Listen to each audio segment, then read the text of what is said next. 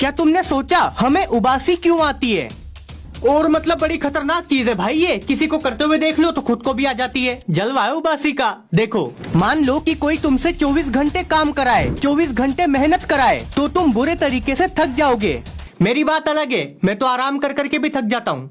पर देखो, रियलिटी में ऐसा नहीं है। हम हमारे शरीर को टाइम टाइम पे आराम करने देते हैं, शरीर को रेस्ट मिल जाता है। पर हमारा दिमाग कभी भी रेस्ट नहीं करता। 24 घंटे साल के 365 दिन काम करता रहता है। अब क्योंकि हमारा दिमाग इतना काम करता है तो वो गर्म हो जाता है, और दिमाग को ठंडा करने के लिए ही हमें उबासी आती है। जैसे ही हम अपना मुंह खोलते हैं तो दिमाग तक जाने वाली खून की नसें चौड़ी हो जाती हैं, जिससे ज्यादा खून दिमाग तक जाएगा। उबासी लेते वक्त हम बाहर की ठंडी हवा अंदर लेते हैं, जिससे दिमाग तक जाने वाला खून थोड़ा ठंडा हो जाता है, और फिर आखिर में हम मुंह से गर्म हवा बाहर निकाल देते हैं। वैसे वीडियो देखते देखते तुम्हें भी उबासी आई ना?